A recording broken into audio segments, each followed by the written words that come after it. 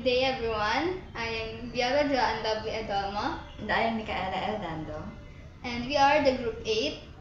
We are here to tackle about the nanotechnology. Nanotechnology, the history. In the year 1959, the first concept was presented by Dr. Richard Feynman. So, who is Dr. Richard Feynman? Dr. Richard Feynman was a prominent American theoretical physicist known for his contributions to quantum electrodynamics, quantum mechanics, and particle physics. While in the year 1981, here began the invention of scanning tunneling microscope. So what is scanning tunneling microscope?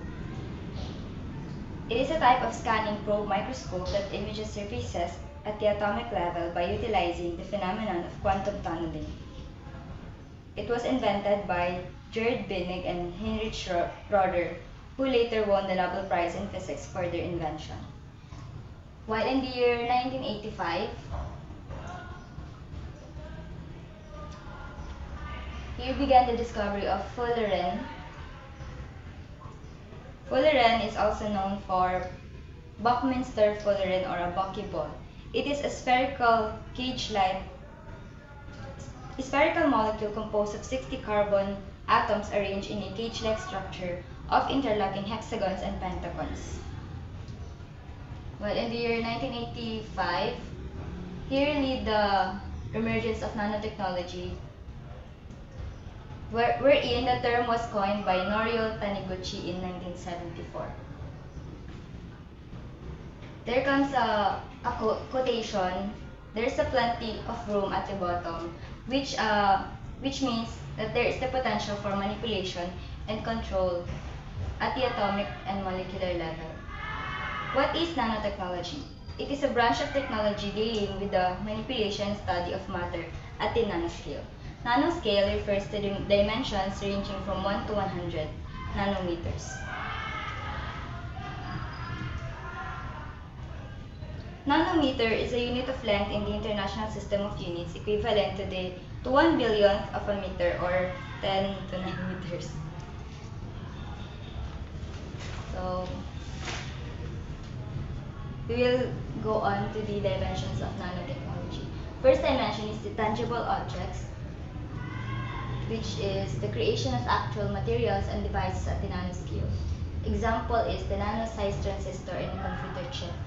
Second one is the passive and static objects. It involves nanoparticles with properties distinct from their bulk counterparts. Its example is the silver nanoparticles exhibiting strong antimicrobial properties used in wound dressing. Third is the direct nanotechnology, used in large applications extending to indirect nanotechnology starting with nanoparticles.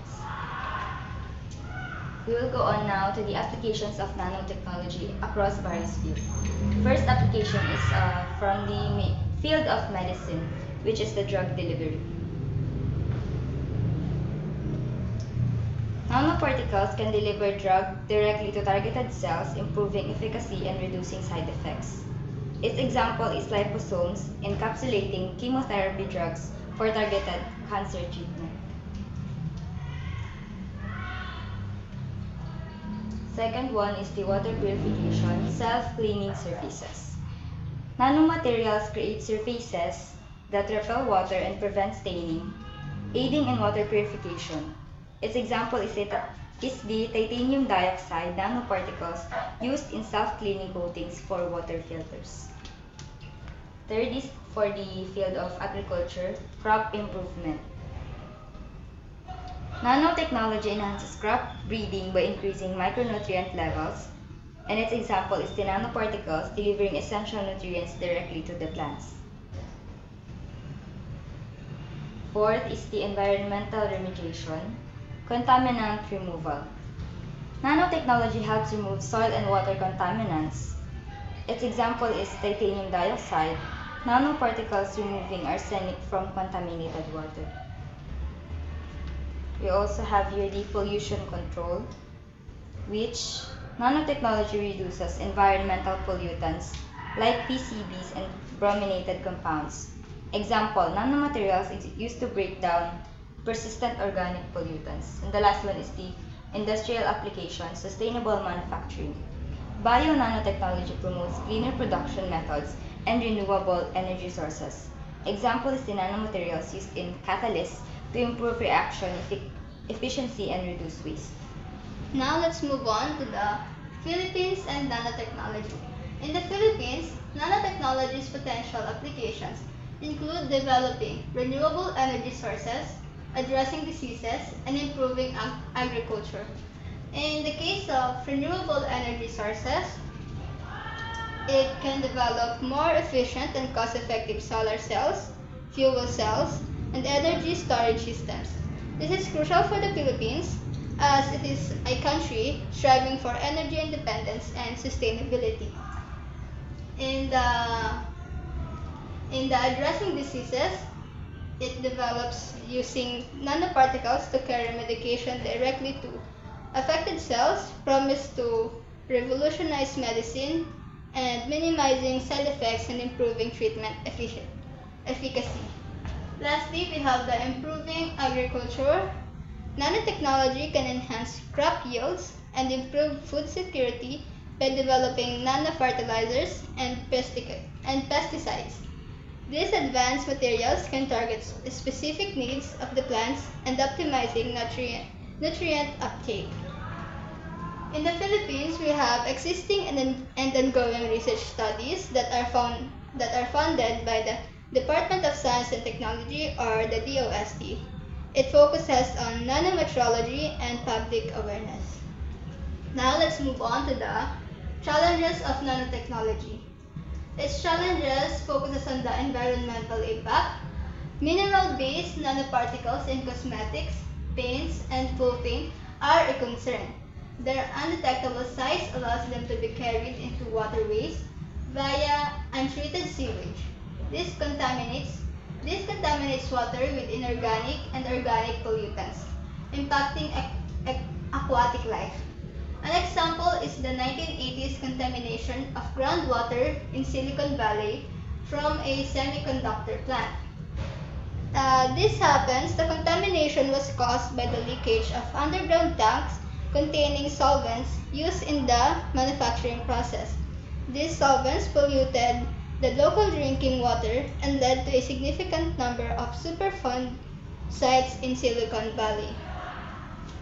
Now let's move on to the nanocontaminants that illustrate sources of nanoparticles. First one, we have the auto traffic, which contains the palladium and platinum NPS.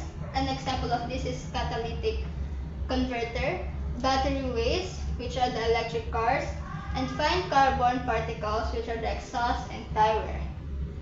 Next is the combustion, which have the soot or carbon black, fly ash, and fullerenes or carbon nanotubes. Combustion, it is the industrial emissions and power plant emissions. In medicine, we have the silver NPS, antibacterials, and gold NPS, the therapeutics. In medicine, we have the wastewater from hospitals and healthcare facilities. It affects the humans and the environment. In mining, we have the fine metal and metal oxide particles, the mine tailings and erosion. And lastly, we have the laundry, silver NPS, antibacterial fabrics, and metal oxide NPS, UV-proof fabrics. We have here the wastewater from laundry facilities. The nanocontaminants illustrate how nanoparticles can enter the environment and potentially impact human health through various routes such as water contamination, air pollution, and even direct exposure through consumer products.